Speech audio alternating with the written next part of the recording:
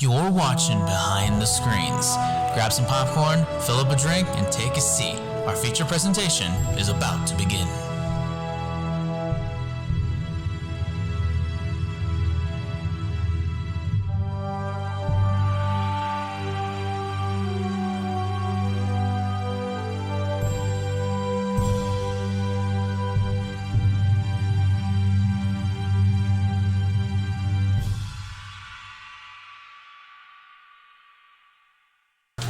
Good morning, good afternoon, good evening, whatever time zone you may be listening. Welcome back to another brand new episode of Behind the Screens. I'm Chris Chason, and joined as always is my co-host and best friend, Mike Lickowed. Mike, how you doing today, my friend? I'm doing very well today, Chris, and I'm very happy to be back for another episode of Behind the Screens. Yeah, so remember last week when we talked about Batman v Superman, how it was a dumpster fire? Oh yes, we went on for almost 2 hours about how that movie made absolutely no sense, story-wise, narrative-wise, character-wise. We went all the way over backwards and forwards to try to unpack the movie, and then we just gave up. Yeah. Can we do something good for a change? Let's do something good for a change, shall we? Let us go back and do more of Batman the Animated Series for you folks. In fact, I believe we're finishing Season 3 today. Oh, that's good. And next time we'll be moving into Season 4, probably one of our favorite seasons of the show. But There's of course, some interesting episodes, but we got some good ones here, though. Indeed. We have 10 more episodes of Season 3 to get through with you folks today, so sit back, relax, and enjoy. Let's begin. First off is episode 76, Baby Doll, one of Paul Dini's episodes to start off with.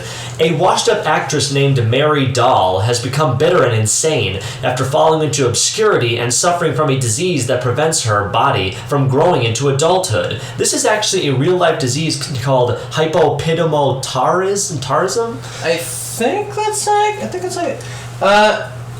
I think it's called hypopituitarism. That is correct. Wow. Thus she is biologically cursed with literal eternal youth, always looking like an 8-year-old despite being in her 30s and 40s. That's sad. It's crazy, right? Yeah, this is honestly one of the most tragic episodes of Batman the Animated Series. She kidnaps her TV family co-stars, who all led much more happier lives and much more successful careers than her, and holds them prisoner on the abandoned soundstage of her old show, while Robin works fast to free the actors from Baby Doll's explosive death trap. Batman pursues the tiny fiend through a deadly carnival amusement park. So yeah, Paul Dini once again pulls out another stellar stopping with this episode, creating a completely original villain once again for the television series, the same way that he did with Harley Quinn. Yeah, was Baby Doll ever introduced into the comics? I'm sure she was. I believe so. If not so in the comics for the main show, then definitely probably some otherwhere else. Yeah, but honestly, Baby Doll is an interesting villain in Batman's Rogues Gallery because, oh my god, yes. Well, her stature and her background is all the more tragic because you feel sorry for her because she has to look like a kid for all eternity even though she's really 40. I know, right? Because the fact of the matter is you want to sympathize with a character like this because of how tragic her backstory is. Yeah. One of the great strengths of Paul Dini's writing is he's able to pull tragic backstories from the most ridiculous looking of characters and really makes the audience feel for their predicament. Why do you think we love Mr. Freeze so much now? Indeed. The fact of the matter is that Paul Dini was able to turn him around, to turn Mad Hatter around, as well as creating the amazingness that is Harley Quinn. It's only natural that they would make a character like this for this television series. Yeah, and I really like Baby Doll. Oh my god, she has such a unique premise that I just enjoy the heck out of all of this because it's super scary because this is a disease that affects real people in the real world. Yeah. And the fact of the matter is Batman is fighting this enemy he knows nothing about that is very unpredictable at first, but they feel more sorry for her than anything. It's not like Joker or Two-Face or Riddler who clearly have what they have coming towards them. She's just a sad, lonely little soul who doesn't know what to do with her life. Exactly. The final few minutes of the episode, after Batman confronts her in the Hall of Mirrors, and she looks in the mirror and sees what could have been an actual adult version of herself, but she knows she's never going to be that. It's all the more tragic, and it pulls on your heartstrings because of it. Her life is a cruel joke, and you can feel it oozing through every single line of her dialogue. Right after she kidnaps all the members of her quote-unquote family, when she drops the Baby Doll persona for 5 minutes. And it really just shows that, yeah, she really doesn't know what's real and what's not. Her entire life is this soundstage. Her family is right here, and all of that stuff was lost to her. It's kind of like Peter Pan syndrome in a way. You're like, you never really grow up. Yeah, and even though that movie shows you the best parts of never truly growing up, this episode shows you the darker implications of that. What happens if you keep your mind in one state of being for too long? And I think even though this is not one of my favorite episodes of Batman the Animated Series, it still has one of the best ending lines. I'll say this, that when she has so Baby Doll has this doll toy that's literally a gun where the bullets come out the baby's mouth, Which is clever. which I'm thinking that's very nice. And I love it when she's firing randomly in the Hall of Mirrors when Batman is slowly coming up on her to deliver the final move of the episode, when she shouts at him, "Why can't you just let me make believe?"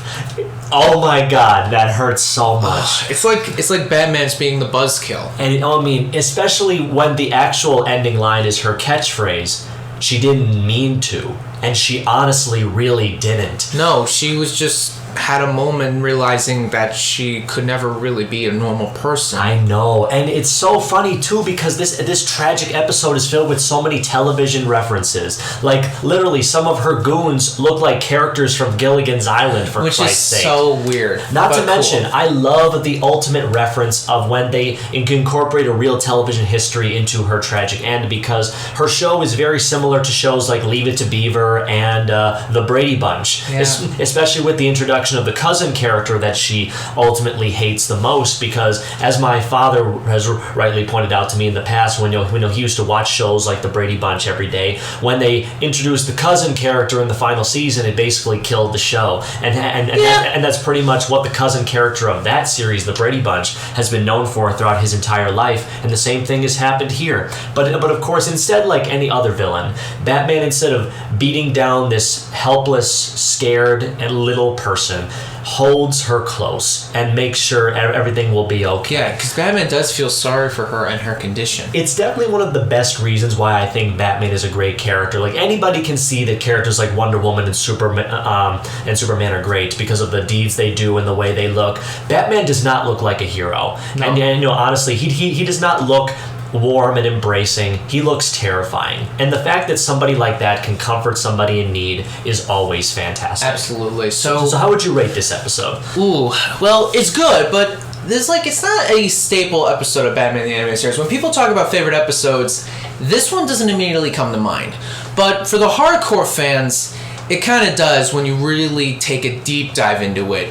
And honestly, I can see that. So overall, I think this episode is a really good episode in introducing a new character, and overall, at best, maybe I had to give it like an 8.5 out of 10. I definitely think this episode is very good, with the way that Paul Dini handled a real-life disease, putting it into a fictional character for the audience to become all that more intelligent about the ways of medical science, for showing a tragic figure from beginning to end, and showing the viewers that there are more solutions than beating the ever-loving crap out of the villain in order to solve the problem. Very true. You feel for Mary Doll from beginning to end and want to see her get the good life that you know very well that she's more than likely deserved. Maybe after her stint in prison, of course, my friends. Yeah. But of course, we will just have to see.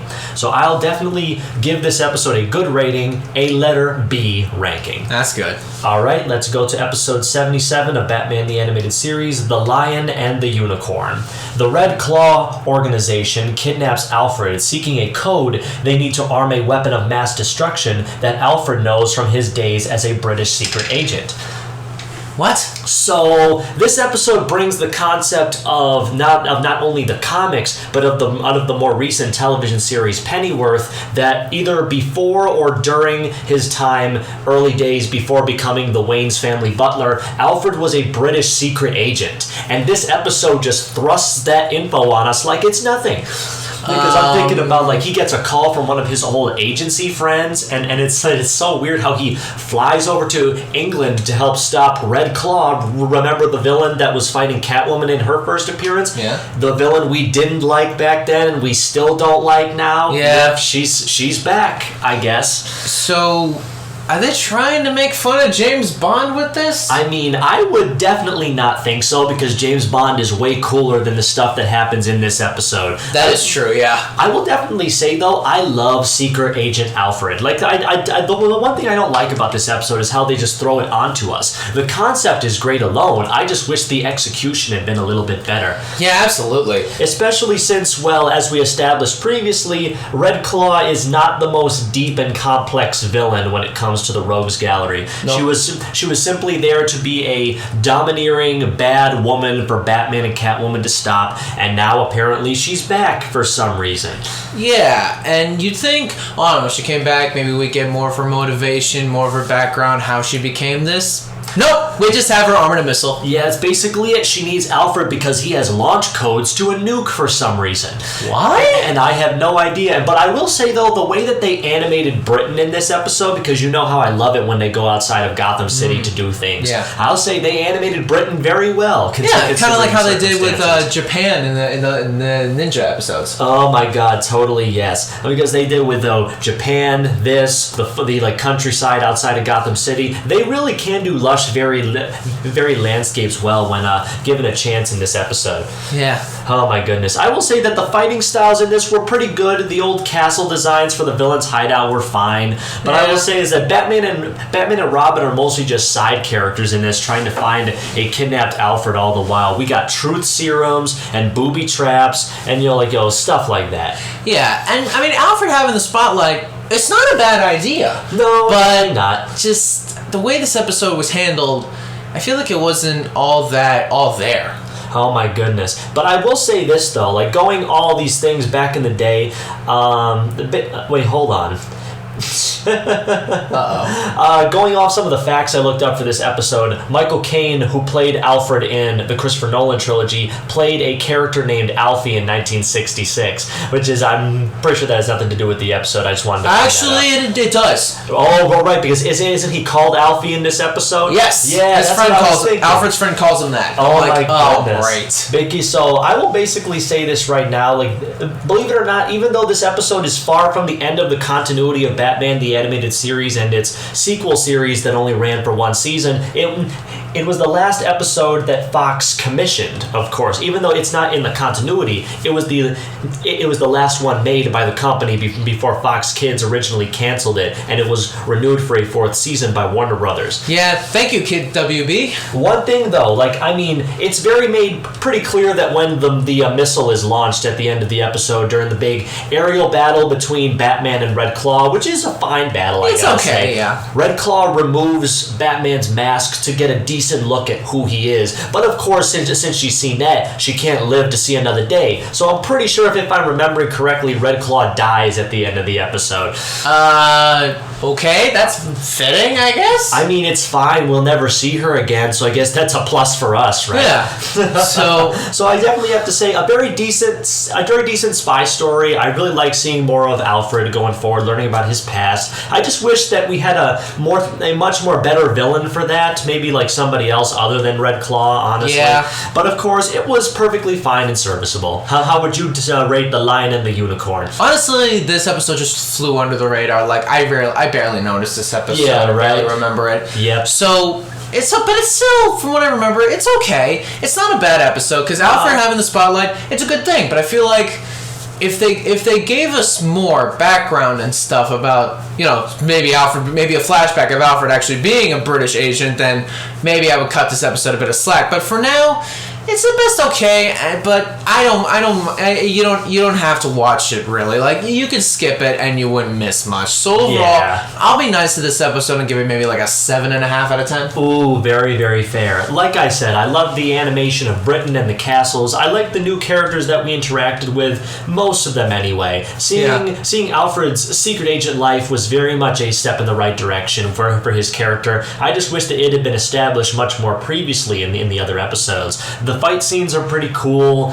The villain ending was kind of anticlimactic, but then again, the entire episode was pretty much like that. Yeah. So I'll have to give episode... Let me do another check here when my thing loads up. I believe episode 77, The Lion and the Unicorn, a letter C+ letter ranking. That's not bad. Yep, totally fine with that. Okay, shall we move on to the next one? Bring it on. Okay, next episode is episode 78, Showdown. Ooh. Now, Paul Dini and Bruce Timm helped come up with a story for this episode, but didn't actually put pen to paper. So basically, they did contribute in some places, but not all places. Okay. That's not bad. Ra's al Ghul narrates a story from his past in which DC Old West character Jonah Hex stops his plan to destroy the Transcontinental Railroad, which is being completed in 1983 by using a war blimp.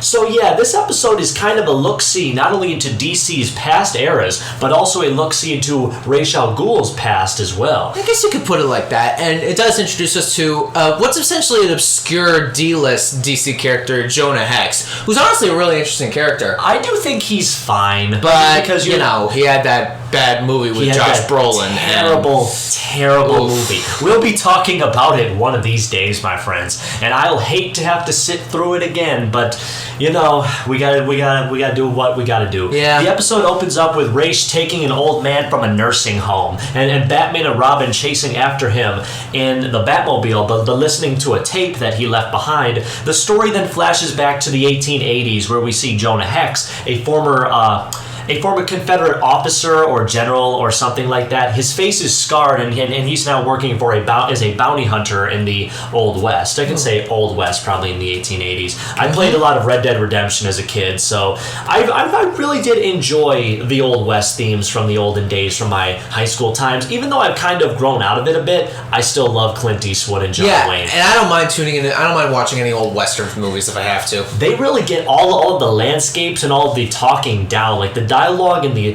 saloons and the canyons are all spot on. Absolutely. Animated in lush orange and yellow and all of that. They get a lot of good funny moments. Jonah Hex really doesn't have, because this is basically his story, fighting what is essentially Ra's, working behind the shadows, still so much ahead of his time, even in the frickin' 1880s. Yeah, who would have thought? This guy's, so basically Hex goes to try and track down somebody who did something very wrong. This really big mustache twirling villain follows him into a canyon where Ra's al Ghul is building a war blimp to destroy the Transcontinental Railroad system so that apparently society won't flourish, I guess. I don't know. I mean, like, basically it's like Ra's doing is like destroying the world plans, but like 1880s style, which is honestly really funny, just to shows how many times has he done this throughout the 600 years he's been alive. I want to say maybe 1,000 times. How long has he been trying to kill humanity this long? And Too long. You know, I have to say, even though Ra's is very complex, sometimes he just does the silliest things. And that is true, this episode tells it very well. The mustache twirling villain that Jonah Hex is trying to capture is clearly annoying Ra's to no end, but they have to work together. Up until, you know, Jonah does some amazing gun stunts and fighting scenes in the air, on the ground. There's a lot of fighting scenes in this episode. Yeah, and it's cool. Yeah, it does work very well, just to show that, okay, so beginning with Zatanna and continued in this episode, the DC world is getting larger and larger the longer the show goes on. Exactly. And of course, who knows? We may expand out into other stuff one of these days eventually. Oh, yeah, But then, of course, as we all know, the fight ends with Jonah Hex getting his hands on the mustache twirling villain. Obviously, very surprised that Ra's al Ghul would turn him over, but then again, we were never surprised. Yeah. Then of course, Ra's gets away. Jonah gets what he wanted because, you know, he's like, those kinds of characters who is only out for himself, even though he's a good person. It's like, he's fine. He's nothing special. I guess he's trying to be Han Solo for Star Wars, but I don't know. He's literally Western Han Solo. That's funny. And then the episode ends with a pretty big drop because at first Robin doesn't understand why Ra's left them this tape, but Batman knows exactly what's up. And then, of course, we get to the end. We see that the old guy that he rescued from the nursing home is the mustache twirling villain, clearly 120 years old, but still alive, kept alive by the power of the Lazarus pits. Of course. And of course, Robin is wondering, why the heck did Ra's risk everything just to take this one dude? He's Ra's son. And I'm thinking to myself, when of course he asks, you didn't honestly think that Talia was my only descendant? Oh my goodness, how many kids has Ra's al Ghul had in 600 years? I want to say maybe 5, 6. Well, I mean, like, you know me. I'm guessing this guy wants to spread his fantabulous genes throughout the centuries. I guess. So if you ask me, if this dude had one kid every 5 years, that means he's had 120 kids for the time he's been alive. That is remarkable, Ra's al Ghul. That is remarkable. Oh my god. So basically, the ending does have a very nice touch. I'll say it's like, there's no big fight at the end. Batman and Ra's leave on good terms because of the story that Ra's told. Yep. He's like, please, detective, just let me take my son home to rest. And he lets him do it. And I'm thinking to myself, yes, Batman, you are awesome. That proves something. It really is great to show that Robin doesn't know why he's letting him go. He really doesn't understand. But of course, Batman is always there to refresh your memory because, well, he's Batman. Oh my goodness gracious. but then of course, even though this episode was very run of the mill for a Western shootout story, it did have a very nice opening and a very nice ending. Yeah, it's the middle stuff that kind of dragged. Yeah, a little bit, but not too much. Let me look up a few things right here. Actually, nope. I'm pretty sure. Wait. Are we good on facts? Let me do a double check with IMDb. What else can I say? One other thing I'll be making fun of is the fact that Ra's has a monocle back in the 1880s. That's a bit stereotypical. Oh my goodness, it was honestly very funny. Apparently this was Elizabeth Montgomery's final television story before she passed away at the age of 62 in 1995. Oh. So apparently this woman worked on the episode and this was the last thing she ever worked on. Very sad, I think. Yeah. Which I'm thinking, okay, now I think this may be funny. Let me just do a double check because I had no idea that this was the dude who played the mustache twirling villain whose name is Arcady Duvall. He's voiced by Malcolm McDowell. What? The dude from A Clockwork Orange and Dr. Loomis from the Halloween Rob Zombie remake movies. Oh my god! I had no idea that was him. Oh, that's awesome. Wow. But like then again, wasn't he another guy in the 2004 Batman series? I believe. I feel like he was. Yeah, I think he was in there somewhere. Let me see if there's anything else.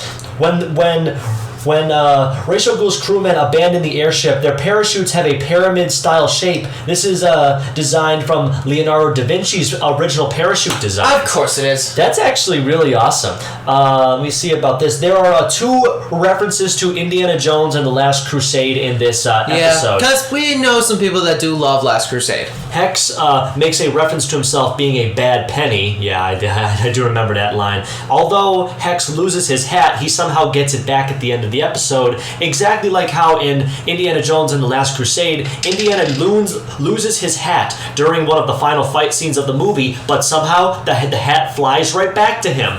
Which is, I think, that is really awesome. That sounds like the stupidest part of the movie. No, it was one of my favorite parts. Like, where did you come from? And he just picks it up and he just keeps going. Okay then. That's actually really funny. This episode was actually the last work of a lot of actors. Not gonna lie, a lot of the older actors were very old school animation and movie stars, but then they had their last light in this. So knowing that, I do really appreciate this episode. Yeah, me too. How would you give it? It's alright. It's a good Western story and kind of shines a little bit more on Ra's al Ghul and, like you said, expands the DC world a little bit. Indeed. But at best, it's okay. It's like unlike the last episode, this one is interesting to watch because you get more insight on what Ra's al Ghul wants to do and get his background. But other than that, it's just an alright episode. But it's very solid if I could give it that. So at best, maybe I can rank it maybe like an 8 out of 10. An 8, pretty good.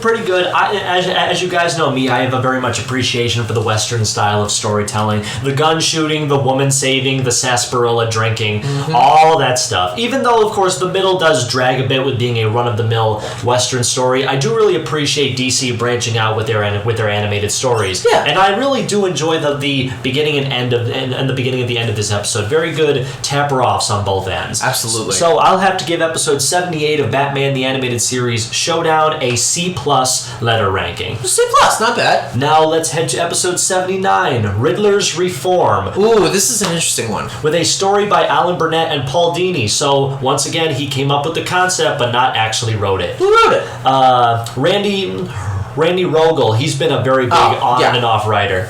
The Riddler is hired to work for a toy company, vowing to turn over a new leaf. But Batman refuses to believe that he has changed, and he suspects that the Riddler is still obsessed with outsmarting and defeating him. Now the Dark Knight must prove that Riddler is still a criminal at heart and send him back to Arkham. That may make sense, but also, when I first watched this episode and learning that Riddler was working at a toy factory, I immediately think back, wait, he had a toy factory as a cover-up business for his job in Arkham Knight, making a bunch of robots. Yeah, pretty much. Yeah, and then, but we get this episode where he's trying to be reformed, and there was a time, due to some stupid instance, where he got bonked on the head and kind of reformed himself, I guess? Yep. It's weird. And there was a point where he did work alongside Batman as like a private eye, but that was quickly dropped because, Riddler's a bad guy, has to go back to his villainous ways and being the crazy, narcissistic megalomaniac that he is. I know, but John Glover is still rocking him as the Riddler. Yeah. Not gonna lie, just shoving his winnings in Batman's face. And He's like glowing at someone he's always hated throughout school. He's like, hey, look what I did now. I'm more successful than you are. I'm like, jeez. And if there's one thing I know about Batman, when he knows he's right, he knows he's right, and he will not stop until he proves it to everybody, including himself. Absolutely. The entire episode is just him and Robin trying to figure out subliminal message clues, going to map coordinates, trying to figure out any possible breaks in Enigma's story, trying to track down if he's really returning to his villainous ways or not, which of course he totally is. But you know what? He's working so damn well to make sure it happens. The toys he's making are honestly so great. I'm surprised Fox didn't try to sell them to the kids themselves. Yeah. Because if I know about the 90s Toons, they love to sell you anything they possibly could. Yeah, pretty much. And I will definitely say that the chemistry between Batman and Riddler, Batman and everybody, especially Riddler and the other party people, so funny. Because I gotta say, we just have a blast trying to figure out this entire plot, trying to figure it all out, and of course beat Riddler in the end the best way possible.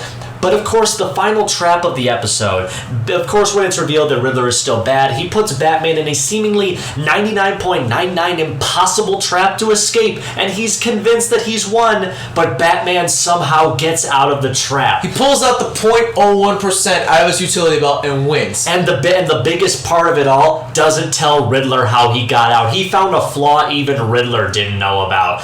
So Batman technically didn't cheat. And I technically no, he found he found a loophole and a seemingly impossible way out. No. Finding a loophole is not the same as cheating. Yeah, I guess so. But I really did love the way that Riddler went insane at the end of the episode, demanding to know how Batman won, annoying the crap out of the rest of the inmates. And I know. And I just thinking about to himself, I think that maybe Riddler was not totally crazy in the last time we saw him back in If You Were So Smart, Why Aren't You Rich? He was not crazy in that. He was only vengeful. Now he's crazy. Well, Riddler's always been crazy when you think about it. Obsessed with riddles. Indeed. So basically, this one is, I'm not sure if this was a better one than Why Aren't You Smart? Wait, if you're so smart, why aren't you rich? Yeah, or the other one he had with the virtual reality computer game. Oh, yeah. I'm pretty sure that this one was probably on point with that. Yeah, this one was I got a different opinion. This was like a middle ground Riddler episode. His debut episode is still the best for me, but this one was a close second because we get to see possibly a reformed villain, which I don't mind seeing.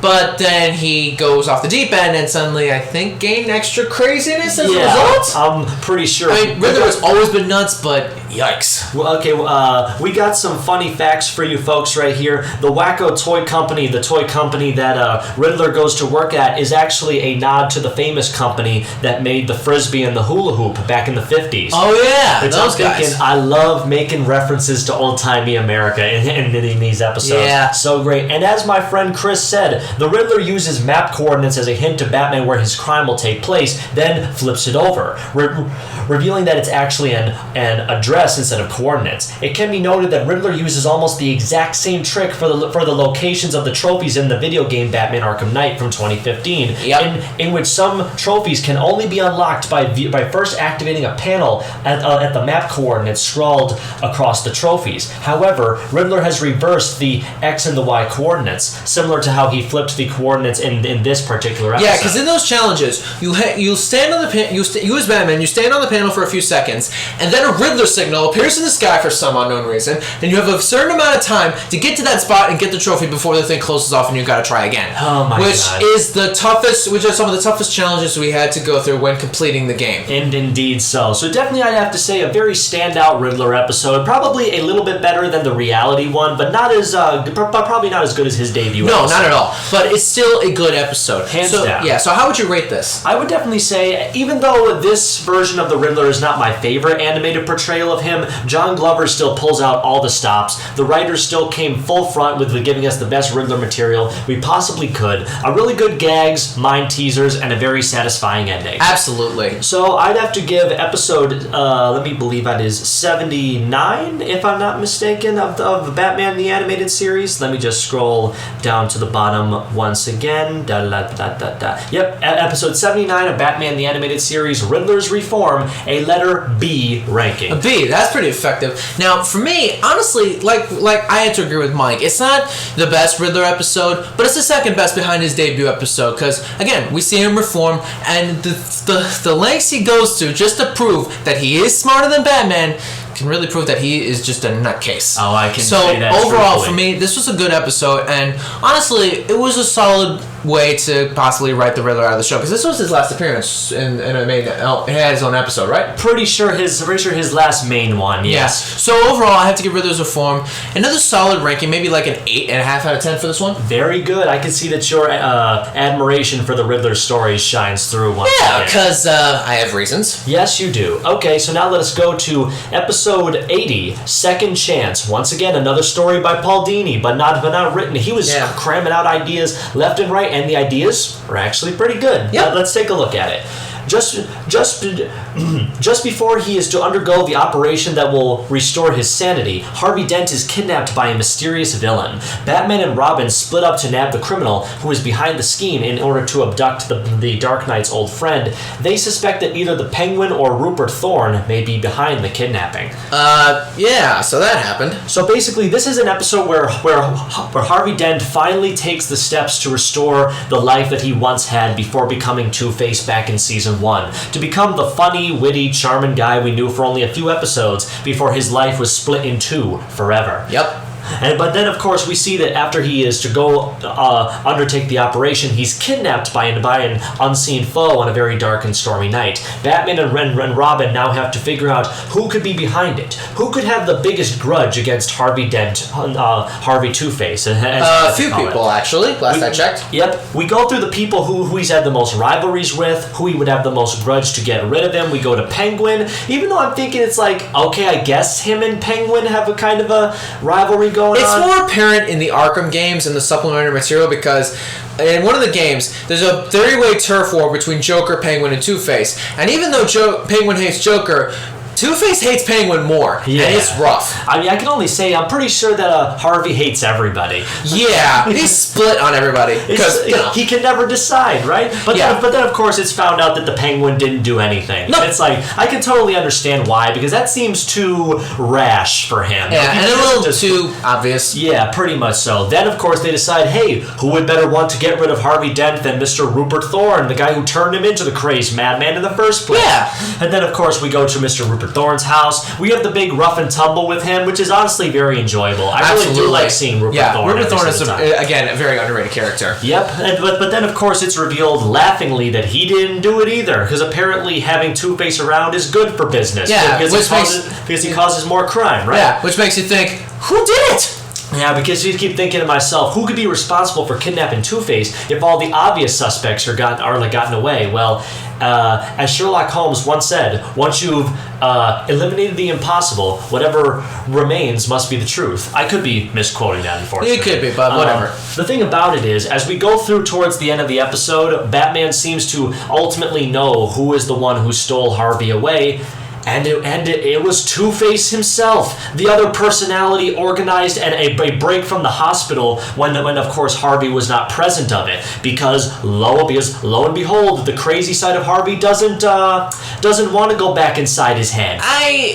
What? Because I'm thinking to myself, That like, just gave me I remember first watching that episode, and I feel like that just gave me a migraine. I know they're split personalities, but I didn't think they would go this far. I mean, I really did think it shows just how far Harvey has fallen, because it really just shows that even though we're always optimistic that Harvey Dent will return to the way he used to be with enough plastic surgery and medicine, it's shown that some traumas simply cannot go away with the easiest of methods. Yeah, and the plastic surgery thing, it's a callback to The Dark Knight Returns, because during that time, Harvey was meant to be getting plastic surgery to get rid of Two-Face once and for all, but he just snapped back. Yeah, indeed, it really is, honestly. The way that we see this happening, we can see that Bruce Wayne, through the Batman mask, is very much ultimately trying to reach his best friend, trying as hard as he can to find the good that's still in him, and there is still good in Harvey Dent. The trouble is, I don't even think that he thinks that he's worthy of saving anymore,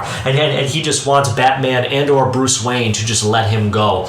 And it's just so tragic, because they're the best of friends, and this honestly should not have happened to this good man, but I know. we know if there's anything that we know about the DCU, bad things happen to the best people. That is very true and very sad. I'll definitely say as though that leading up to this moment, there's actually a lot of confrontational moments between Batman and Robin in this episode, foreshadowing events that would take place in Season 4. It shows that even though they're working towards the greater good of Gotham, they do not always agree on everything, and it's becoming more and more apparent that it's becoming more and more of a problem. Yeah. Basically, it's just showing that maybe, of course, that they'll of course get back together at the end. They'll go apologize and go back to being the best father and son duo ever. But put a pin in this for now. We will go back to their issues next season. Yep. And believe it or not, the way that we have the big fight at the end of the episode on a massive construction site is honestly pretty enjoyable, with all the flying construction equipment, the high tension of the being so very high up, and even of course leading to the big moment where Batman switches out Two-Face's coin with a trick one. It lands on the edge. Two-Face cannot decide without it. He cannot make a choice without it, and he swaps out the trick coin, so it's the perfect gambit to get him to surrender. And it works. Oh my goodness gracious, it's like, Harvey, you don't need it. And that's like, because Harvey almost dies jumping off the building to get the trick coin back. Which is a callback to Batman Forever. Which, yeah, they do that. They do this so very often. They did it there, they did it here. They even did it in Two-Face's first appearance back in 1942, switching out the coin for a fake. Of course they did. Oh my goodness. It just shows that how desperate Harvey is, because he cannot make a choice by himself anymore. And it just reopened the wounds from Season 1 once again. And I love it when we can recapture old feelings like that, because in media, it's so damn hard to keep the good feelings rolling. And this story just kept those intense emotions ready and waiting. Oh yeah, very true, very true. But then, of course, the episode ends very much on a very nice note. I did mention Batman and Robin coming back together after their mini fight they had, but also for Harvey thanking Bruce for still believing that there's good in him. It shows that Bruce never gives up on the people he loves most in this world, because he knows just how easy it is to lose the best of you. Very true. That is very true. So basically, how would you think about this episode? Honestly, it's a very interesting episode that, again, delves into the split personality of Two-Face and how crazy it can get, considering the other personality constructed a brick. That is just weird. That's the only weird part for me about this episode. The rest of it is fine, though. Finding out the good mystery, and then Batman revealing it, I'm like, what? But the whole thing about like the trick coin and then Batman trying to get through to Two-Face again, it may be the same song and dance, but it's still heart-wrenching and really like it puts you on the edge of your seat. It really does. Yeah, so if I had to rate this, this is another really good episode. Not top tier, but I still think it's a solid episode to watch. So at best, like last time, I have to give this episode around an 8.5. 8.5, very, very good. Like I say, I really do enjoy Two-Face's stories when they're written and performed a certain way. I love the character moments between Batman and Robin ultimately fighting over whether Batman is only helping Two-Face because he used to be his friend, or is because that is the right thing to do. Whereas Dick thinks that Two-Face is a lost cause. Batman vows to never give up on anybody, and it's of course one of my all-time favorite aspects of him. The mystery is very much good until you realize what's going on at the very end, and then you're simply blown away. The action scenes are very intense on the high-tension, unfinished building, and it's just an incredible run from back to end. It, of course, may not be one of the best episodes of the series, but it is darn close for me, and definitely the closest we would get to an awesome Two-Face episode since he debuted back in the Two-Face two-parter way back in season 1. Boy. So if I'd have to give episode 80 Second Chance a letter ranking, I would give it a B+ letter ranking. B+, not bad. All right, let us go into the back half of episodes we have for this episode of Behind the Screens, going with Harley's Holiday. Oh, yes! Yes, Paul Dini writing an episode. Finally, he actually wrote most of the final episodes of season 3 continuity-wise, which is honestly very, very enjoyable. Harley Quinn is released back into society after being declared totally sane by Arkham Asylum. A misunderstanding at a clothing store, however, causes a snowball of comedic chaos to build behind her. So that's basically the entire episode. So Harley is declared sane by the good doctors of Arkham Asylum. How? Paul Dini said so. Yeah, because like a writer has to say, Oh my whatever. God. But yeah, and it's fun. Like, and her little victory dance is so adorable. I was like, yes, it's It's so cartoon. Yeah, but then she gets out into society and everyone's reacting. I'm like, yikes. But first of all, we can see that Batman is there when she's being released. He's just allowed in the asylum now. Like, remember when the doctors didn't really like him at all, and he was just free to walk around? He's been around in Gotham for some time, so they're used to him. I know. So then he's like, you're there to say, if you do anything bad, I'll be there in 5 seconds. And it's just like, dude, just let her be, man. Yeah, what the heck? And then, of course, shift to a very, very funny moment. She's on roller skates, walking the hyenas downtown Gotham, and everyone is freaking out because there's freaking hyenas in the main street. Like, I mean, sure, they're wild dogs, but at the same time, they're also monkeys for some reason. It's so funny too because she thinks there's nothing wrong with walking hyenas on a leash. They're essentially giant dogs / cats, because hyenas are more associated with cats. Nah, because they're like her babies, you know. Yeah. And then, like she thinks it's her outfit that's the issue, and she says she looks like a total geek. Mama, you look foxy. I don't know you look what you're fine. looking at. And then she goes to the store, and Bruce is somehow there. Bruce is there. I'm pretty sure that's Veronica Vreeland. Yes, right? Yeah, unfortunately, yes. Oh no. He's shopping with Veronica. Why is Veronica always caught up with these antics? Like, she got caught up in something with Penguin, with Mad Hatter, now with Harley? What's next? Oh, I don't know, but it's going to be all the way fun all the way. So basically, Harley Quinn makes a very funny-ish joke, like when you're talking like, hey, don't I know you? Like, basically, they're talking back with Bruce, like, it's for like a second, something about that chin. And I'm like, oh no. And he's just like, oh, wait, you're Bruce Wayne, the billionaire. I'm like, so funny, because you want to know something really good, because I really do think that, like, Harley would be the Batman villain to figure out his identity first. Really? Yeah, I honestly do. Out of all of the 17, well, I mean, other than like Ra's al Ghul or other thing, like he's on another level. But bare bone villains, though, she would definitely be the first one. Not even Joker? No. Well, to be fair, the Joker's different because he doesn't care. Yeah, but they definitely Harley would find out. But I have to say, like, she's like, jokes about pointing a gun at Veronica's head in a party. Yeah, that whole scene was just funny. He's like, hey, you remember me at Charity Bell a few years back? You know, the one the Joker robbed? I was the clown girl holding that gun up to your head. That's hilarious. But don't worry, I'm clear. See? She's totally clean, and I love that. Like, she brings the hyenas into the clothing store, and they just start wrecking the place up. She gets a very nice outfit, too, and she's so happy.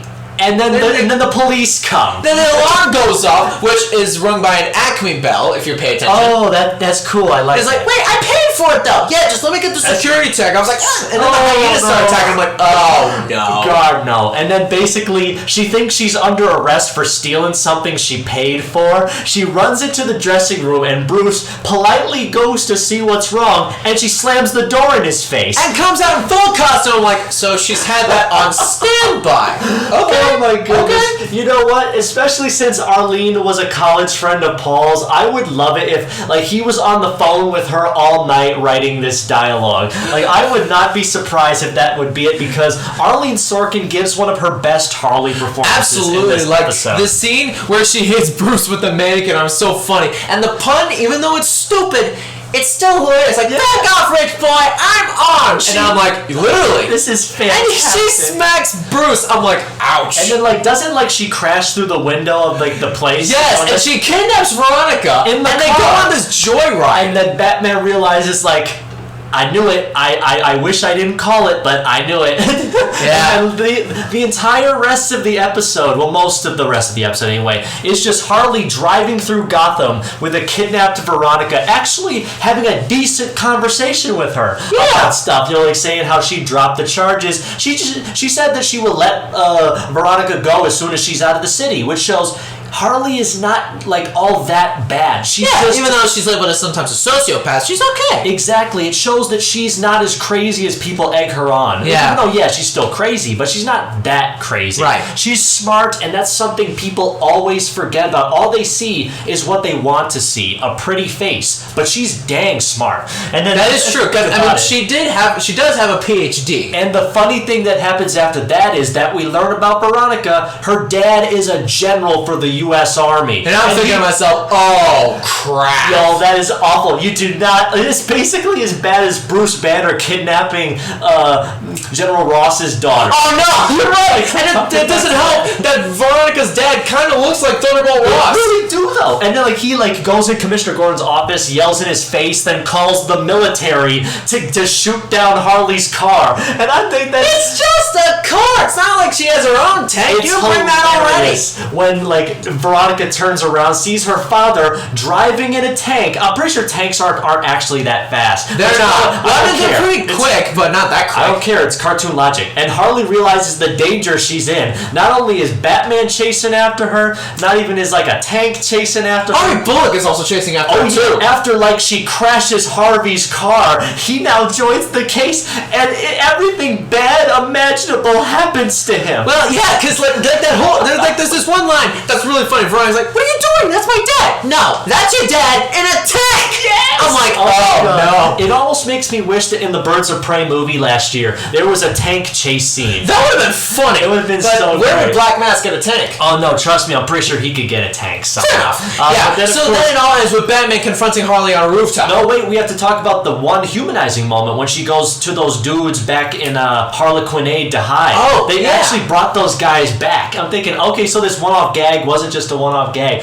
So basically they go to a fish market, and you know how Harley hates fish. Yeah. It was made very apparent many episodes ago. Oh, yeah. And then it shows that they need some place to hide while the heat cools down. They look kind of icky at Veronica, and Harley actually defends her. And it actually shows that, okay, there's a lot of humanizing moments with Harley. I really like this a lot. Yeah, and then but of course... the main goon talks to her is like, not only did you ruin my club, but you brought the freaking Batman down on my head. And what are you going to do to make up for that? And of course, what does she do to make up for it? Batman and Robin come to this place too. And also, right before that, Harley kisses him, and he's like, "No, I'll buy that." I'm like, "Oh nice. God, Very good." Yeah, so then it all ends with Batman confronting Harley on a rooftop, and she goes on this tirade on how she had the worst day possible. Yes. Do you want to say it? You want me to? I know that it would make you happy. All right. I'm having a bad day. I'm sick of people trying to shoot me, run me over, and blow me up. I didn't even get to keep my new dress, and I actually paid for it. Oh, this poor woman. This poor sociopathic woman. Yeah. Oh my God. The fight that like her and Batman have is so good because Batman is actually trying to talk her down, saying we can work through this misunderstanding. Because he learned from Baby Doll. Yeah, everything's going to be okay, but Harley doesn't believe him until he makes her believe him. Yeah, because Harley also throws a grenade. Yeah, she throws like a grenade, but then of course when like the fight ends and like she falls off the rooftop, Batman does save her and genuinely does good on his promise because unfortunately, like she takes her back to the asylum because of all like the damage she did. Yeah. Oh yeah, that also reminds me of something that happened at the start of the episode before we finish this one. When Batman and Robin are there to bring in Jonathan Crane, who's like ranting and raving, and then as soon as Harley says hi, he drops the crazy act and then goes back to screaming. I know, it's so funny. It's like his character, I won't do it. It's like,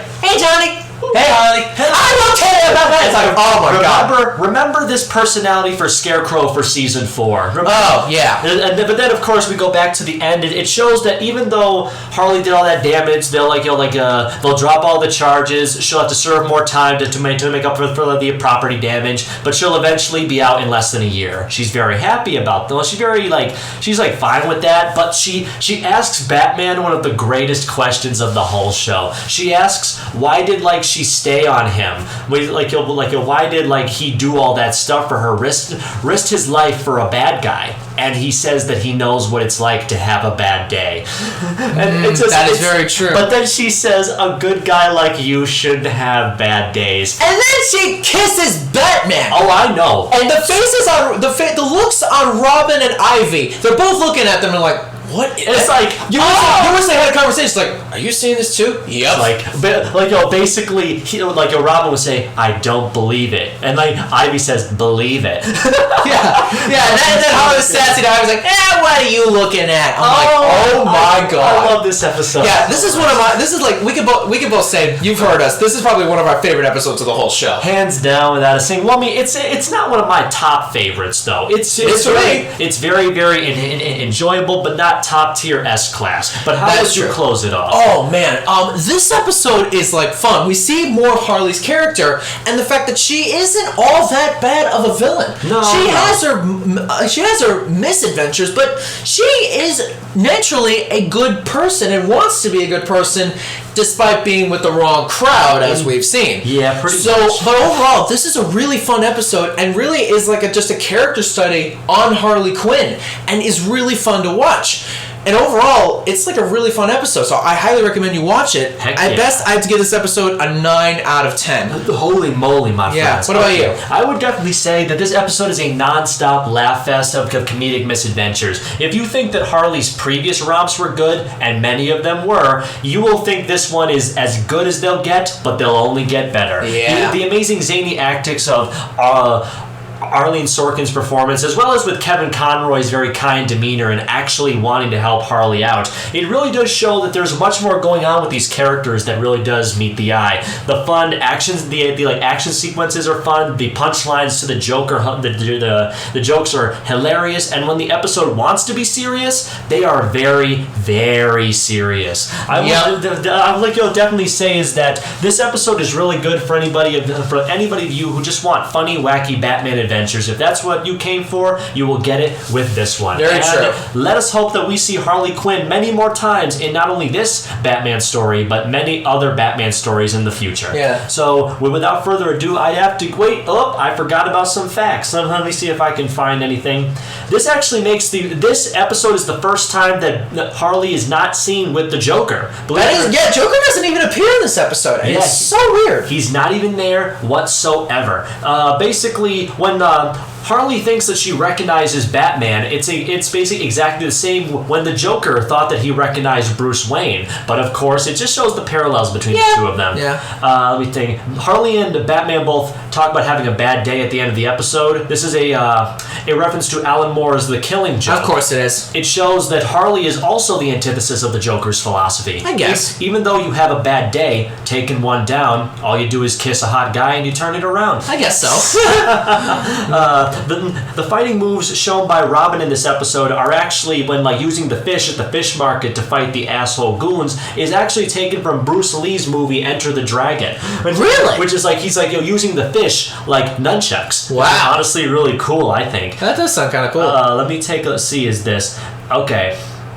Basically, Harley's diploma is signed by the director of the episode. Which I thought that is fantastic. He put his signature on the diploma. Wow. That is actually really freaking funny. So I just wanted to get those few things out of the way before giving my ranking. Harley's Holiday gets a B+ letter ranking. B+, not bad. Now let us move on to what I believe is episode 82. And I would be correct. Episode 82, Lock Up. Oh, this one is an interesting one. Now this episode's episode's concept was fully given to the writers by Paul Dini. Let's see how well they did it. The writers for this episode wrote for many other shows on Cartoon Network in the early 2000s, as well as many other networks. They wrote for the 2003 TMNT series, Ben 10, Danny Phantom, Gargoyles, Spider-Man, and X-Men the Animated Series. So they worked on many of the nostalgic cartoons of the last 20 to 30 years. Wow. Let's see how well they pulled it off. Lyle Bolton, the new head of security at Arkham, is fired for his atrocious treatment of the mistreatment of the inmates. 6 months later, Bolton becomes the vigilante Lockup and decides to put who he feels is responsible for the ruin of the city behind bars: the bureaucrats, the police, and the politicians. Oh no, the doctors. The doctors, the bureaucrats, and the police. Yeah. It's up to Batman and Robin to save the victims he has put in jeopardy. Yeah, like a couple other characters, Lockup was first created for the show. This was his first appearance, and then he started appearing in the comics a few years later. But he's basically like a dark reflection of Batman, if Batman took his vigilante justice to an extreme. Indeed, yes. Basically acting as a very over-the-top, very menacing villain of the week kind of thing. Yeah, and the fact that you hear the other villains being more scared of this guy than Batman, and that is saying something. Which is when this is actually the Scarecrow's last episode of the season, and it's really a big turning point for like his character going forward. Because when Batman and Robin kidnap the Scarecrow to put him back in Arkham, he's terrified. He does not want to go back. He will beg to go anywhere else, but he won't go back in there because of somebody on the staff. When we find out that person is Lyle Bolton, Bruce Wayne decides to go a hearing with the inmates to try to figure out what's going on. They call Harley, Scarecrow, and Arnold Wesker and Scarface. Of course they and did. I think it's so funny the way that they try, because they clearly have more to say, but they're too terrified of what Lyle will do to them if they do say something. Arnold Wesker is ready to spill, but Scarface bonks him on the head and says, Shut up, dummy! Shut up! He's a real stand-up guy! It's just like, oh my god. The puppet is speaking the sense. Like, he's actually got Scarface scared, and I don't think anything can scare Scarface. Yeah. But then, of course, eventually, once the hearing is over and it seems like Bolton's getting away, they finally break down and tell them all the terrible things that they've done. The fact that he's chained them to their beds at night, electrified their doors if they tried to bang on them. It really is bad, because he's really missing the point of Arkham Asylum. He thinks that the villains, like the people here, are insects or bugs that need to be exterminated and treated like dogs, but they're human beings. They're not not all of them are like the Joker or Two-Face that have these murderous tendencies. No. They just do these things because they feel like they're compulsed to. Yeah. Scarecrow scares people to get money. That's no reason he should be electrocuted for it. Yeah, at best, just serve a couple years in jail. Yeah, Harley's an accomplice. She's very much like she's one of the least evil people in this entire place, and she gets treated like dirt. This guy seems perfectly capable of dealing abusive behavior to defenseless. I say, definitely not. Yeah, innocent. No. Defenseless women, elderly people, scrawny people. It's basically, I've seen this character archetype many times before. Mm-hmm. So someone who imposes their will on smaller people to make themselves feel better. Yeah. And this guy's a glorified bully. Pretty much. As soon as they spill the beans about what happens, Lyle Bolton lashes out and actually tries to either critically injure or kill the inmates right there when the police and the guards are present. But Bruce Wayne, actually trips him up and gets him captured. Go Bruce! And then, of course, Lyle Bolton gives one of the last good moments of this, a line that feels like it should have been at the end of the episode, because that's actually one of my biggest gripes with this. I don't really like Lockup as a character. I like Lyle Bolton. I just don't like what he turns into. Really? Yeah, because I feel like this whole episode should have been Batman and Robin investigating Lyle Bolton as a person, and should have been them looking into and talking with the inmates instead of beating them up. They asked them if they are okay, and of course at first they say everything's fine. Now take me to jail. Eventually we learn of all the bad things that Lyle's done instead of it being just thrown out into the open like that. And then Lyle's big speech at the end of the episode as he's dragged away to be in the very same cells that of course he put all those people in, spineless corrupt police, spineless bureaucrats, and coddling doctors. All you people deserve to be locked up and thrown away the key. It just shows that, yep, that should have been the end of the episode right there. But the episode has like 18 more minutes left. Yeah. And now we have to go through the rest of the story where we see that Lyle Bolton has become a vigilante called Lockup, kidnapping the police commissioners, the police officers, the mayor of the city, and Summer Gleason as the media, and of course the doctors at Arkham as well. Yeah, he again takes it to extreme justice, and I don't think that's really how you do it. Yep. But now that I think about it, I do remember liking this episode, but after what you said, I feel like the episode should have went like this. The whole episode should have focused on his hearing.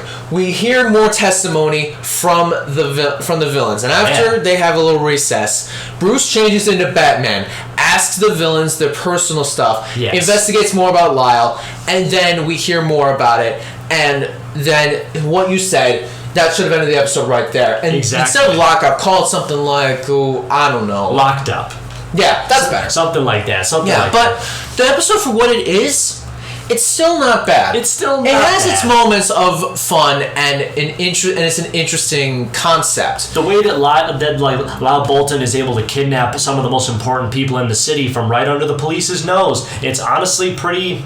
It's actually pretty amazing for what it is. And a bit ingenious. Someone who has a full knowledge of how these systems work, how to get around it. That's basically what many people get into a career for. You get into a system, you learn how to break it, and then you break it. And then that's exactly what Lyle Bolton did. That's right. Becoming the vigilante Lockup, and actually goes to lock up Batman as well after he's gotten everybody else. There's a big, massive fight at the end of the episode that's honestly pretty cool once Robin helps to free the reporters and the doctors and the police officers. They eventually defeat Lyle Bolton, and there's like a big sinking ship at the end of where the big fight takes place. It's fine, I guess, but really the best part of the episode was in the early 5 minutes and possibly a little bit at the end. Everything in the middle was good to a degree. Yeah. So how would you rate this episode? Before I do some fun facts, the naval vessel on which they take the big fight shows that it's actually a U.S. Navy Admiral. It's a U.S. freighter, I believe. I suppose so. This is actually Lyle Bolton's first appearance in the DC universe because he was created specifically for the show by the writers. This is actually one of 2 episodes that begin with Batman escorting the Scarecrow back to Arkham. The other was the previous episode, Harley's Holiday. When Batman and Robin discover Lockup was the security chief aboard the prison ship, Robin says, we'll blow him down. It's a Popeyes reference. Popeye the Sailor Man. My grandma would have loved that. She loved the old Popeye shorts. So basically, okay, so the significance of the ship as to where he puts the politicians is because he used to work on the wrecked ship. So I guess that was the big... I guess that's interesting. Big tipper of it overweight. So basically, I'm pretty sure that's all I really have to say about this. This episode is fine, even though its best parts was in its beginning. And I really do think that with a few more rewrites and redrafts, they could have honestly taken this idea to the Paul Dini extreme. But unfortunately, they honestly didn't. So I will politely, fairly, and honestly give episode 82 of Batman the Animated Series, Lockup, a C+ letter ranking. Yeah, Lockup is an alright episode. And now that I think about it, it's at best okay, and I kind of agree with what Mike said. It should have been the first 5 minutes should have been expanded and made an episode of itself. But the way it is, it's still fine. Lockup is a dark reflection of Batman. It's clever and is done well, executed all right. But I feel like this episode should have taken a different direction and not what we got. But I'll still be nice to it and say it's an alright episode, and I think you should still watch it. And at best, I'd give this episode maybe an 8 out of 10. Definitely so.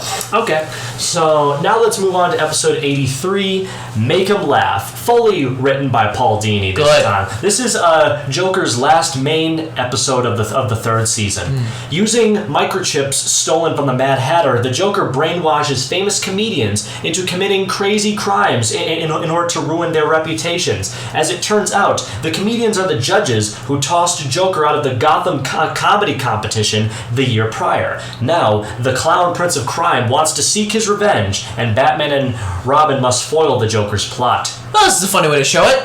Yeah, I'll definitely say is though the episode opens up in a very weird manner. Yep. Like the fact of the matter is like we see the villains that Joker turned the comedian judges into. Condiment King.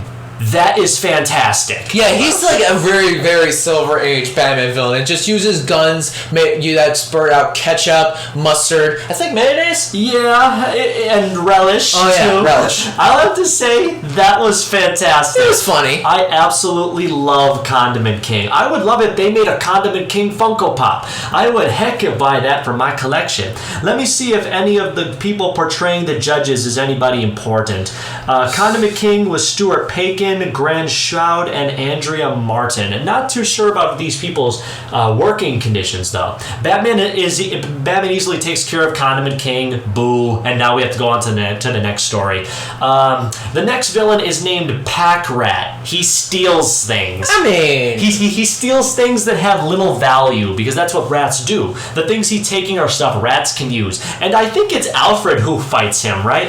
Yes! Yeah, that's exactly Yeah, what Alfred fights him in a department store. He fights him in a department store, which is absolutely hilarious. Like, it's fine. Like, it's pretty good. Like, it's weird, though. And then, like, we have the big thing with Batman and Robin fighting him again, taking him down, and figuring out exactly who he is. That they're comedians in the judging competition, and that the next comedian may be in danger. The next comedian, though, her name is Elisa Lorraine. I love these little comedic names that they give them. She becomes the villain Mighty Mom. And it's like, oh my god. Now the premise is starting to drill itself thin at this point. But you know what? I do find it funny, though. It is kind of redeeming because the villainess of Mighty Mom is clearly based off the actress Roseanne Barr from the hit series Roseanne before the tweets killed her career. Yeah. So basically is like, I'm very much happy to make fun of Roseanne when talking about this. A lot of people have. Very, very so good. You're not alone. Yep. The episode contains a reference to Singing in the Rain from 1952, which is with the first one being To Be a Clown from the first season. So basically, either Paul Dini really likes Singing in the Rain, or Mark Hamill really likes Singing in the Rain. Who knows? Either way, they have a very good time with that one right there. Okay, I did look it up who the people playing the four actors who are the Condiment King, Pack Rat, and Mighty Mom are. Yeah. They were on shows and movies like Murphy Brown, not necessarily the news, Second City TV. They were either television personalities or comedic personalities in stuff like Platypus Man from 1995. So it's like they really went out of their way to find funny people, but not funny people that they would know in the 21st century. You know what I'm saying? That's fair, yeah. The story's premise, in which the comedians have alternate personalities that feature assorted costumes, is very similar to the casting of Michael Keaton from Tim Burton's first Batman movie. That's right, yeah. He was criticized for being in the role because he's saying, "Oh, Michael Keaton is a comedian and he can't play serious roles. This movie is going to be terrible," and it was great. Basically shows that this episode and that movie shows that even though your main thing is being a comedian and making people laugh, that does not mean you don't have the range to pull off some scary performances. That is true. And of course, we find out in the episode that Joker went to a comedy competition but was disqualified, and being the petty asshole that he is, he goes and sabotages the judges so that he can win this year's competition. Yeah. When we find out he was even able to outmaster the Mad Hatter too. It's like, it shows that Joker is not afraid to screw over his fellow villains to get what he wants. And that's what I love about Joker so much. The episode ends with a big fight in the comedy club with there's big balloon fights too, flying high in the sky. That's new. There's a lot of references to the 1989 Batman movie in this episode. But of course, the episode ends hilariously with everybody in Gotham seeing Joker's pants fall down. And it's like, that's the ultimate joke. But if there's one thing, I mean, it does give me mixed feelings, though, because on one hand, Joker loves being the center of attention, but he hates being laughed at. That is a bit hypocritical. I just think I think it's very interesting because on the massive hand, because of course that's how the episode ends, with Joker being laughed at in front of the whole city for the antics he did to try to win a silly trophy. He's not out to murder anybody or blow up Gotham. He just wants a trophy. And I think that is like, oh my goodness, okay. This is probably, if I'm being completely honest, it's probably one of my least favorite Joker episodes of the whole series. Yeah, I can understand that. This episode's okay. At Yeah, best. it's fine. It has a decent enough premise of Joker wanting to get something because he's petty and all that stuff. The standalone villain ideas were hilarious, and Condiment King has stood the test of time, even 25 to 30 years later. Yeah. Yep. The performances were okay on both Mark and Kevin's parts, doing everything they could to try and get their points across and all that. But honestly, this episode was good enough. But if you want better Joker episodes, please go to Harley Quinn 8 or Joker's Christmas or anything like that. So, how would you rate? What's it? If you forget the name is, I think it's Make 'Em Laugh. That's it. I mean, it's funny. It has its moments of levity, but it's the best, all right as an episode. It's funny. Like, the concept of these villains that Joker managed to get something from the Mad Hatter is clever. And then him making a fool out of himself is typical, but again, very hypocritical considering, he wants to make everybody laugh, just not at him. Just not at himself. It's so strange, right? Yeah. Oh my goodness gracious. So I would personally rate this episode if I'd have to think about it. Even though it's one of my least favorite Joker episodes, it's far from a far fall of the worst episode of the series. I can get through it just fine. Just wish Paul Dini tried a little harder. Maybe he was too tired with coming up with concepts. Makes sense. So I'd have to give episode 83 of Batman the Animated Series, Make 'Em Laugh, a C+ letter ranking. Yeah, that's not bad. How about you? Best for me, I give it maybe a 7.5, 8. Gotcha. Okay, now let's move on to the second to last episode for today, and the second to last episode of Batman the Animated Series Season 3, Deep Freeze, with a story by Bruce Timm and Paul Dini, and fully written by Dini as well. Mr. Freeze is sprung from Arkham Asylum by aging billionaire Grant Walker, who is looking to freeze the world and recreate it according to his own design. Batman and Robin infiltrate the billionaire's underwater city and combat both high-tech robots and Mr. Freeze himself, who has decided to do Walker's bidding and cover the world in a new ice age for what it has done to him and his wife. So this is very interesting. It is. The concept is interesting, and I think inspiration for Atlantis. Yeah, I mean, I would see, because it's been forever since we saw Mr. Freeze back in Heart of Ice in Season 1. Yeah. They use him very, very sparingly in this series. And I have to say, I think that works definitely to his benefit, because it gives him the necessary room to grow in all of the encounters we see him, which is not much. Yeah, very true. This episode shows Mr. Freeze being released from Arkham by this Grant Walker billionaire guy who wants to assist, who wants to help who needs the help of Mr. Freeze to create a perfect world, but he never says how just yet. Yeah. And of course he says that if he makes the perfect world, he will give Mr. Freeze his wife back. He's somehow found Nora after the people at GothCorp did something to her, and it seems that they could finally be reunited once more. So of course he's blinded by his devotion to his wife, which is once again very, very romantic, with Paul Dini fully understanding this new look on Mr. Freeze. Yeah. And of course, Batman and Robin going into the underwater city to try and stop Mr. Freeze and Grant Walker from whatever they're doing.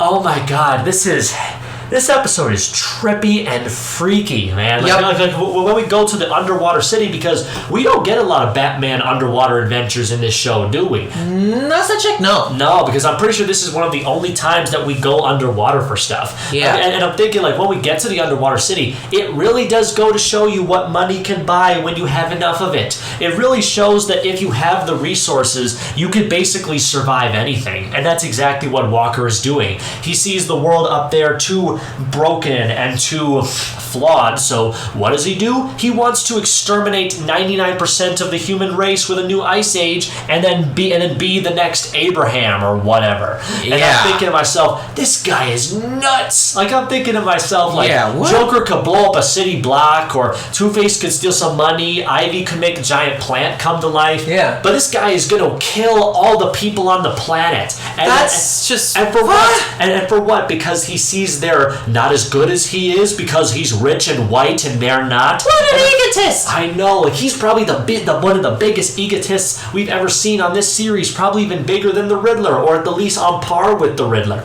All right, that works. And then, of course, we see Batman fighting robots, and I love Batman fighting stuff, no matter what it is. Yeah, robots are exceptionally cool. Yeah, whether it's robots, regular thugs, giant plants, tanks, I know, other heroes. Yeah, it's exactly what I'd be saying. And of course, Mr. Freeze, even though he seemed like a decent person at the end of Heart of Ice, is fully willing to go along with this if it means saving his wife. And of course. But of course, Grant Walker wants to become like Mr. Freeze. Essentially... Yeah, you do not want to do that. Essentially immortal. Seeing what happened to him as the greatest gift humanity has ever been given, Mr. Freeze says that this is a curse. Something that no one should ever have to live with. It's more like a curse because, think about it. If you were given immortal life, it's only you. Not everybody around you. Exactly. He's now cursed to walk this world forever in a cold, husky shell, not being able to touch anybody, interact with anybody. He is essentially alone in a barren wasteland of ice and snow. And now, but then of course, Batman and Robin are able to break through to him, saying, "Is this what Nora would have wanted for you?" And actually gets him to think about that. How far have you fallen? Well, yeah, because hearing that reminds me of a scene in Batman Arkham City. Because, okay, for those who don't know the game, Joker essentially poisoned Batman, and Mr. Freeze has the cure. Batman interrogates him and acts like a total jerk to Freeze. And, well, like, Freeze says that he can't do anything without a suit. And Batman says, if you can't get your suit, innocent people will die. Think about it, Victor. If you're gone, what's going to happen to Nora? And Freeze immediately snaps because he doesn't care about anyone else but himself and doesn't really see himself aligned with Batman. He's like, no. Leave my wife out of this, Batman. But I'm thinking to myself, well, I mean, of course Freeze would want you in order to save his dying wife. Exactly. And it's the same with this episode. It's just different circumstances. Exactly. And at the very end of the episode, he comes to terms with the reason if he does save Nora, she won't be able to look at him the same way knowing that he doomed humanity. Or at the very least killed humanity for the time being, if you know what I'm saying. Makes sense. So of course he does the right thing. He turns on Walker and blows up the underwater city, presumably killing himself. But then of course we find out that later on that he was able to escape with Nora to parts unknown. Because hopefully we'll be seeing him again in the near future once we get to future installments of this animated universe. Yeah. Batman and Robin are able to escape to the surface after most of the asshole rich people also get out because their dream of a beautiful utopia was disrupted, I guess, whatever. Or, maybe off-screen Batman told him, hey, this guy's about to kill most of humanity. What if you had friends up there? Exactly. You're right. Because, Batman does, maybe, he spreads the word to everybody that the city's about to explode and they get back to the surface. I'm pretty sure Walker doesn't survive. Probably not. Pretty sure Freeze takes him with him when the city goes under. It still continues the tragic nature of Mr. Freeze's story about how he tried so hard to live the happy life he always wanted with his wife, only to be submerged and forgotten about once again. But I do think that there'll be more positive things for him in the future. All we have to do is wait. So now with Deep Freeze coming to an end, what do you think? Honestly, it's a really interesting episode. Now, as a Mr. Freeze episode, this is no Heart of Ice. But we're disregarding that for a second. This episode is really interesting and looks into what Freeze would want to do. And it shows you that this guy would do anything to make sure that his wife would be safe. But then, of course, Batman hits him in the head and makes him realize that what he's doing is wrong and Nora would be upset with him about it. Oh my goodness. So there's actually a lot of facts about this episode that I honestly didn't realize. And now that I'm reading some of them, it definitely goes more into the ways of truly how deep and dark this episode actually is. Even though people swerve towards Heart of Ice, this episode is in many ways far more dark. Grant Grant Walker was loosely based off of Walt Disney. Really? Like basically. Well, actually, that explains a lot because of Frozen stuff. Because there are these conspiracy theories that Walt Disney's got a frozen head somewhere. I'm like, no. Exactly. He's described as a visionary, the one to see humanity into the next stage. And well, Walt was like that, but at least not evil. Not, of course, this crazy. Like taking the visionary concept to a far more darker way. Yeah. He does not appear again. He does appear in several issues of these spin-off comic series though, which of course trying to find different things with seeing is like, okay, so we'll take this character over here and this character over there. Basically, like we're seeing all these different robots and everything, whatnot. Apparently, Grant Walker's doctor is making these robots. It's based off robots from the 1920. The doctor character is based off of. Voiced by William Sanderson, is approached in this episode by Batman for his knowledge and expertise in the field of robotics. Upon arrival at his office, they are greeted by a number of small robotic friends who keep the Doctor company. This is an homage to a character in Blade Runner, in which the character is a genetic designer who lives a life of solitude and creates robot friends to keep him company. So It's like they really did like pulling from other sources to make these episodes. Yeah, which is cool. But here is honestly the darkest reference of this episode. It's definitely not fact because of stuff that happened in future stories, but at the time, this is exactly what they wanted to go with, but they had to change it because of, changing of the times, and they had to alter the stories. Because of the implication that Nora Freeze was cut off from the cryogenic freezing before the events of Season 1's Heart of Ice, and due to the tragic nature of both Freeze and his wife in the episode, it was thought of at the time that Nora was most likely dead, floating in that tube, her corpse forever suspended and looking as beautiful as it did when she was alive. And Freeze knew that. He knew that she was gone and only agreed to exterminate humanity, one, for taking her away from him, but also just to spend time with what little remained of his beautiful wife. So honestly, Paul Dini is the only person ever who could get you to bust out laughing and then check yourself before you wreck yourself in a kids show I've ever seen, honestly. So personally, now that I've gone through all these facts, this episode is a very dark continuation of Heart of Ice. Not as good as that episode, mind you, but still very, very strong. The concept of a megalomaniac wanting to wipe out humanity is honestly something that's very rarely seen in Batman the Animated Series, if any. And I appreciate the heck out of it that Paul Dini was able to bring it to life. With, of course, so many in-jokes and terrible implications of the character's actions.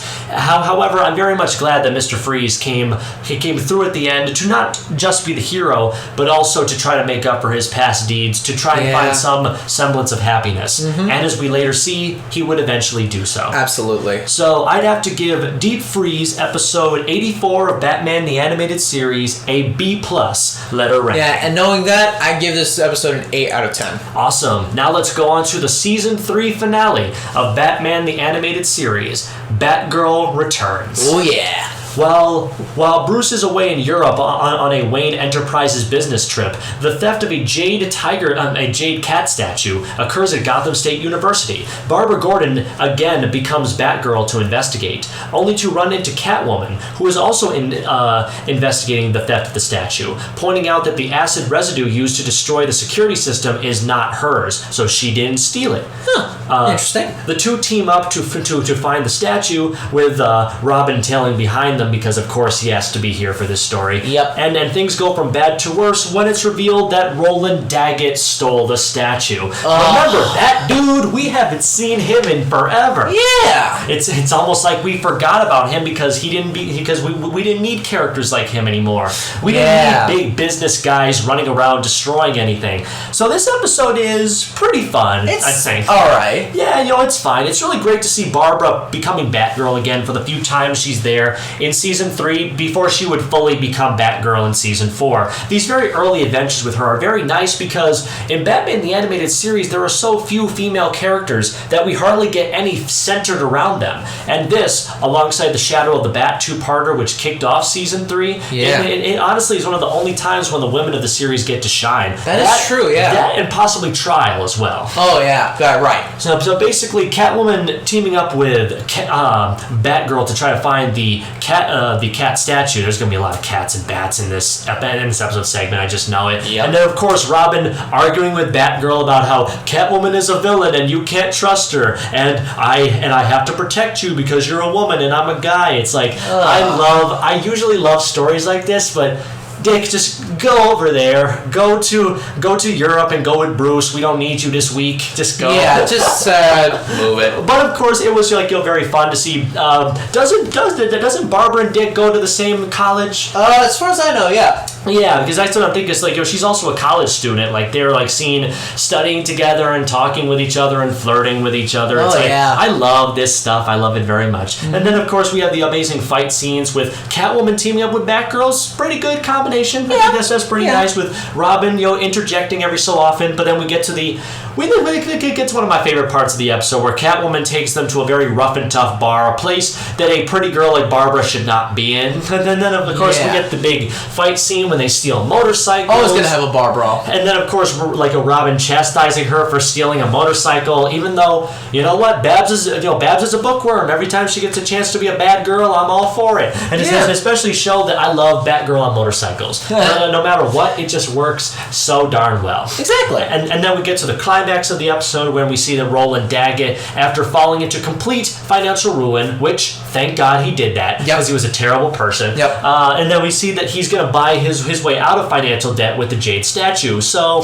very bare basic motives, but it's been building up throughout the series, so I'm pretty sure I'll be fine with it. I guess. Batgirl, Robin, and I'm pretty sure it starts just Batgirl and Catwoman get out of an acid trap to try and fight Roland Daggett and get the statue back. They do get the statue back, but Catwoman, of course, betrays Batgirl and steals the statue for herself. Who saw that coming? Because she's a megalokleptomaniac, and that's exactly what it has to be like that. But of course, Robin, her true friend, and then maybe other things later on, as it comes in and saves her, Barbara from Catwoman. Yep. And of course they team up to fight her. They get the statue back. They get Catwoman to go to prison, even though they try to convince her, maybe you could be a good guy, but she's like, nah. Wow. She's not going to do that. That's no fun. And then of course, as soon as they find out, Catwoman immediately gets out and then tries to run away again. Robin actually...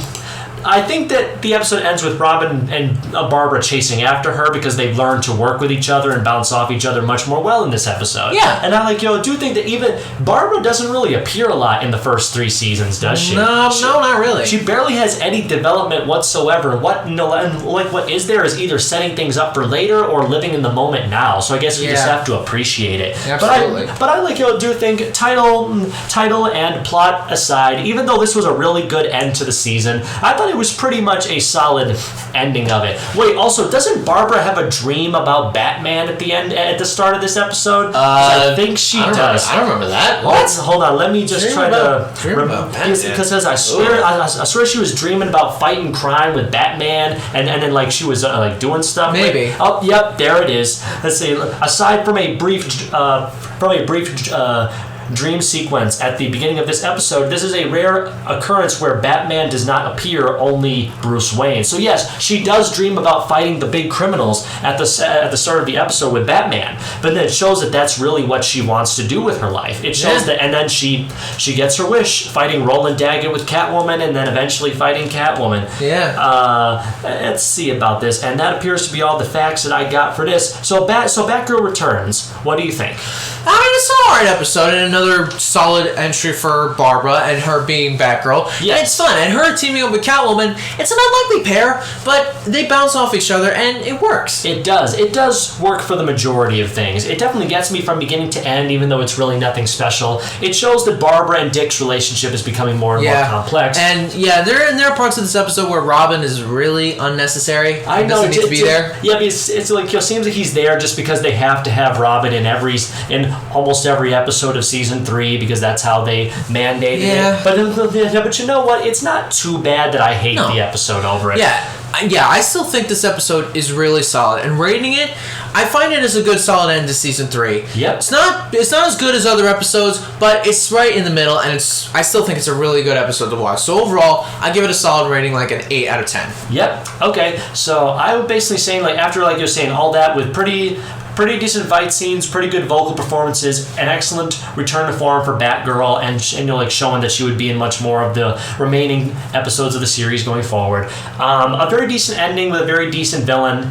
This episode was just good all around. Yeah, so absolutely. I'd have to give episode 85 of Batman the Animated Series, Batgirl Returns, a letter B ranking. All right, good solid way to end. Yep, and now, my friends, we're officially 3/4 of the way done with Batman the Animated Series. Originally, Fox canceled the show in 1995, but of course, Warner Brothers happily renewed the series for a 4th season under a new name, The New Batman Adventures in 1997. Yep, you can thank for the competing kids block, the Kids WB, that was supposed to be an antithesis to Fox Kids. Exactly, and that's moreover what I grew up with as a kid. But before we go on to more Batman episodes and possibly more animated Batman stuff in between, then we have to talk about the 3rd film of the Marvel Cinematic Universe next time, 2010's Iron Man. Iron Man 2. This is going to be interesting. Because we already did Iron Man. Yeah, but that'll do it for today's episode. Until then, I'm Chris. I'm Mike. This has been Behind the Screens. We hope you guys enjoyed listening, and we'll see you guys next time. Adios, my friends.